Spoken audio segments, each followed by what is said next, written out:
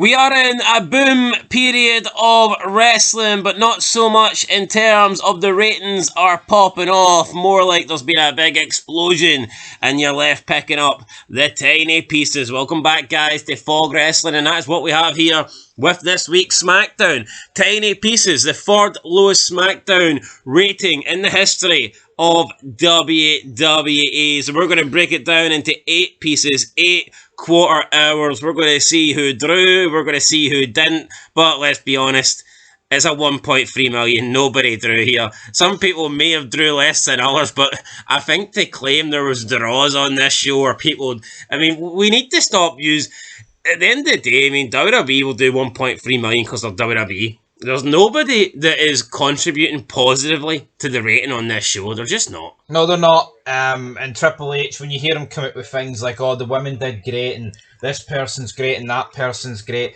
they are never going to react to the poor ratings, because they would have done so already. They would have actually referenced it. But the problem is, they don't want to single anyone out. These ratings prove every week that there is people that consistently butcher the ratings, right? I am looking at you, Carmelo Hayes, Andrade. These are the butchers. Yeah, but let's be honest. You take all them off. Let's say you only put the quarters on that do the best. You're talking maybe 150,000, 200,000 improvement. Yeah, it's not good enough. It's still small time numbers.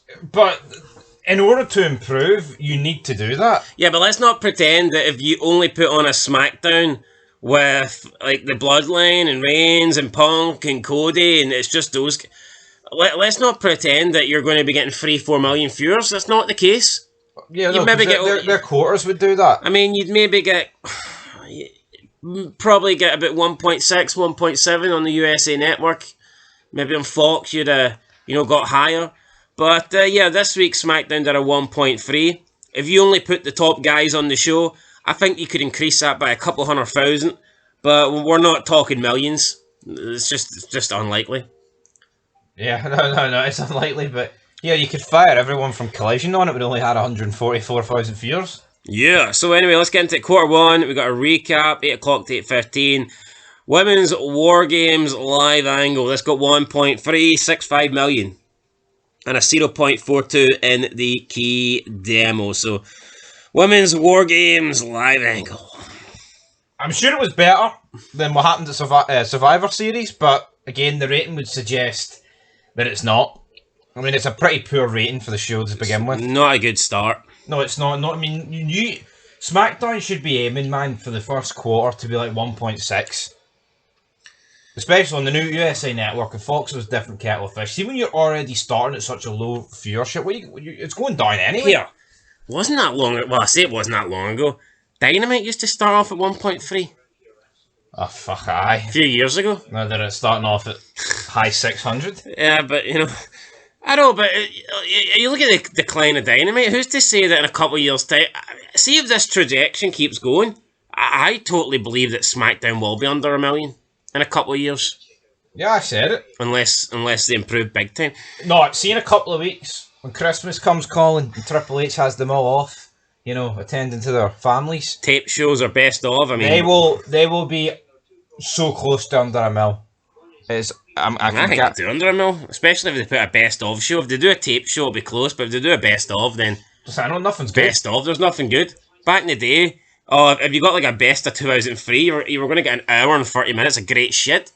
See if they're giving you a best of 2024, what are they going to show you? Absolutely bugger all, hee-haw. I mean, obviously you're going to get like The Rock and a couple of things like that, but because it's so woke, they're going to force like half of it to be women, and therefore half of it will probably be shite. Yeah, but you know what, man? I'm not going to sit and pretend that the men are all better. No, there's a few select men that are better, and then, to be honest, the rest of the men are shite. See in the best of, for a fact they're going to show like 5 minutes of like the 7 matches of Andrade and Carmelo Hayes. Oh, aye. That'll be in there. Speaking of Andrade, quarter 2, 8:15 to 8:30 p.m. It was Nakamura versus Andrade. The only thing that happened in quarter 2, this went down 10% to 1.227 million. So, I mean, we're talking a loss of 138,000, and it's not like they had a good rating to start with, and they're already down 10%.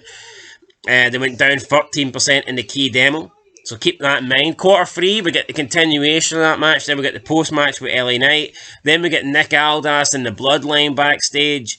And then we got DIY backstage and a Kevin Owens video. So we get the Bloodline backstage, and the rating goes up 11% to 1.368 million. So 3,000 more than the show started off. And the key demo went up 14% to 560,000. So quarter 2, viewership went down 10%, key demo went down 13%. Quarter 3, when Nakamura and Andrade finishes, viewership goes up 11% and key demo goes up 14%. So, I mean, pretty much everybody that tuned out in quarter 2 because of that match tuned back in quarter 3 when it finished. Am I reading this right, or no? And that's a trend. Is that a coincidence, or I don't think it is. No, but see, no, people could argue, oh, that's just a coincidence, but I wouldn't be surprised if people. See, when I see Nakamura and Andrade, that does nothing for me. No. That does absolutely nothing for me. No, see this match, it should be 3 minutes. That's the problem for me. But it lasted all the way through quarter 2 and into quarter 3, so therefore it's at least 15. There's always this talk about the women get, equal time with the men. I think we now live in an era where everyone gets equal time. I think only until recently, we've got like the Bloodline and other main eventers spread across a show. I think there was a good period there. People were one and done. One and done. And you've got this IC title stuff. It's like taking up or US, whatever, taking up 20, 25 minutes of a show. It was horrendous even when a Raw was 3 hours. It's like, see when wrestling was great, the mid-card stuff didn't take up that much of the show. No. But at least when it did, it was fucking people that were good. It was good. Quarter 4, 8:45 to 9 p.m. We get Carmelo Hayes live promo, even though it was taped, and then Cody Rhodes versus Carmelo Hayes. This went down 7% to 1.279, and the key demo went down 6% to 528,000. So, I mean, Carmelo Hayes, like you say, a guy that kills the rating, and Cody Rhodes, I mean, I'm not going to say that he's not one of the bigger draws, but I guess he wasn't good enough to draw something good here. Well, his clip on YouTube was really poor. Not good. Quarter 5, 9 o'clock to 9:15.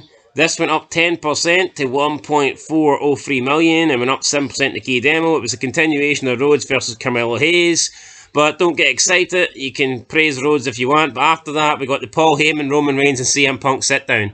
So I'm going to credit that with the 10% increase here. Absolutely. Carmelo Hayes, stand clear. There is a few draws coming here. There's a few draws coming through. So yeah, Heyman, Roman Reigns, CM Punk. And there's a reason why that's in quarter 5.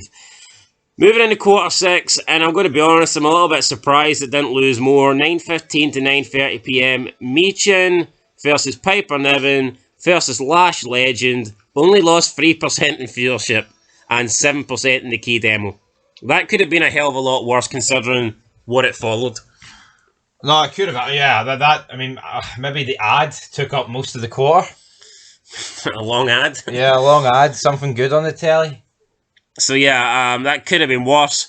Then we're going to quarter 7, 9:30 to 9:45 p.m. We get an LA Knight backstage promo. We get the OG Bloodline and Nick Aldis backstage. This lost 5%. It's not good losing 5% on that women's triple threat match, that is for sure. No. Down to 1.281 million. Also lost 2% in the key demo. And then we're going to quarter 8 main event, 9:45, 10 p.m. Jey Uso versus Jacob Fatu. Then we've got post-match with the Bloodline. 13% increase. Biggest increase of the night. Did a 1.451 million. So we've got an increase there of 170,000 from quarter 7 to quarter 8. And the key demo went up 13%. 578,000 in viewership in the key demo, and that was also the highest key demo quarter of the night. So SmackDown ending strong in quarter 8, again with the Bloodline stuff. I mean, it's to be expected. I guess it's good that, WWE can actually do this, that people are tuning in at the end. You look at Dynamite and it's just a downward spiral, isn't it, from start to finish? No, it is. I mean, at least WWE has people that can spike something. At least WWE, if they put on the right main event, they can get an increase at the end. I feel like with AEW Dynamite, it doesn't matter what they put in quarter 8, it's just, by that Maybe stage... they should end with the Big Bang Theory. Well, that's true, maybe they should. Anyway, there's the numbers. They're not great. But as always, it's the bloodline and it's CM Punk that is bringing out the best stuff. But I'm not going to sit here and pretend these are good. Yeah, but this ain't a throwaway SmackDown, folks. This is the go home to Survivor Series. No, it was. I mean, you could argue it was taped. You could argue it was in Thanksgiving, but I think those are just excuses. Thanksgiving to me, though, right? It's not the sort of holiday for me, looking from the outside in, that everyone goes out and gets pissed. No, it's the kind of holiday where you everyone sits in, eats their dinner, and watch wrestling. Or watch television. Wrestling's on the television. Do you think so? Yeah, but I mean, could you imagine if you're having family round? Would you really want your family to know you watch this shit? You want to watch some college ball, or do you want to watch Carmelo Hayes, brother? I think that's an Thursday. I mean, I was going to say, well, Thursday you've got all the NFL on Thanksgiving, but obviously SmackDown's on a Friday, so you know what, man? It's just excuses. I ran through it earlier. There was a lot of college football on that were drawing like 8 million, and I questioned who the fuck's watching college football. 8 million viewers. Like, that just shows it was Georgia against Georgia Tech. But can some yank explain what that even means? What is Georgia and what's Georgia Tech? But then you get these people that say, "Oh, nobody watches TV anymore." Well, football ratings would suggest otherwise. Aye. So it is what it is. Anyway, guys, that's it. Catch you in the next one. Numbers are poor. Hit the like button, get our numbers up. Why not? Till next time. Peace.